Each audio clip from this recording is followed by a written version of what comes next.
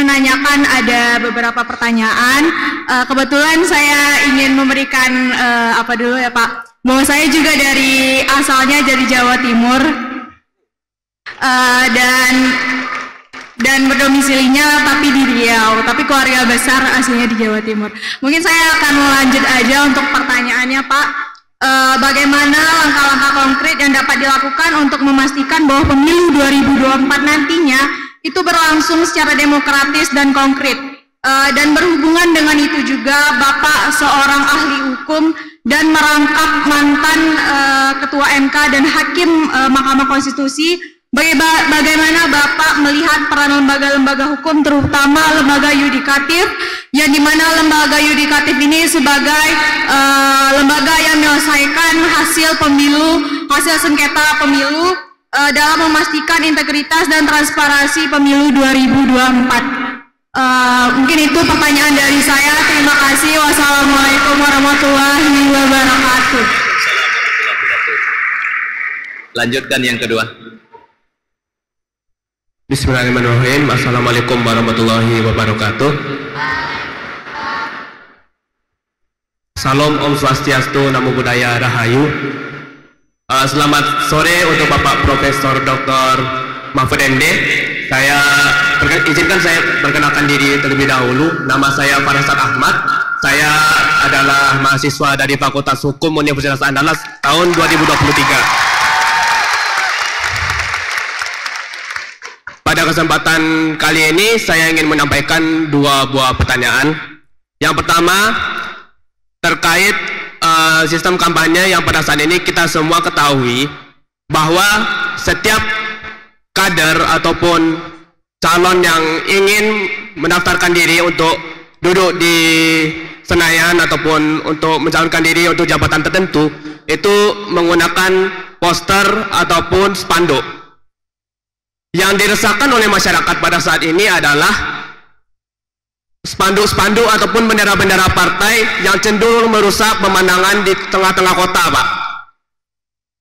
Apakah peraturan terkait penggunaan bendera di taman-taman kota yang merusak pemandangan ini itu ada regulasi mengatur tentang di mana saja bisa dipasang dan kapan tidak bisa dipasang? Itu pertanyaan saya yang pertama.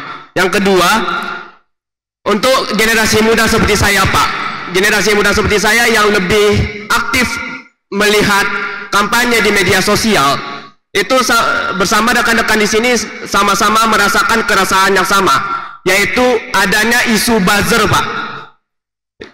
Yang dimana isu buzzer ini dari dulu, bahkan sesudah pemilu 2019 masih koar-koar sampai sekarang Pak, menimbulkan kegaduhan di tengah-tengah masyarakat hingga hari ini Pak. Dan kita sama-sama ketahui pelaksanaan kampanye ini baru dilaksanakan pada tanggal 28 November sampai tanggal 10 Februari 2024 nanti Pak. Kemudian kita akan melalui masa tenang selama 3 hari yang dimana kita tidak boleh berkampanye sama sekali. Lalu langkah apa yang bisa kami lakukan sebagai seorang mahasiswa untuk mengawal pemilu ini menjadi pemilu yang bermartabat dengan cara menertibkan para buzzer yang selalu menimbulkan keributan ini di masa tenang tersebut Pak. Sekian pertanyaan dari saya, terima kasih. Assalamualaikum warahmatullahi wabarakatuh.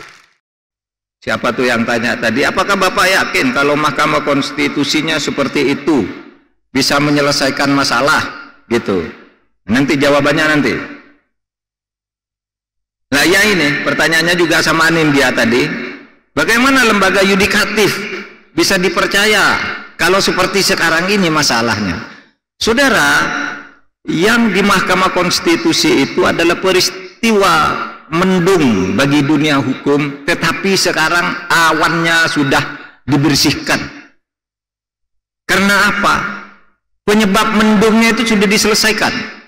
Melalui Majelis Kehormatan Mahkamah Konstitusi sudah menyatakan dengan jelas ini pelanggaran berat. Ada yang tanya, Pak, itu yang melanggar itu kan 9 hakim melanggar semua, kok hanya 1 yang diberhentikan dari jabatannya?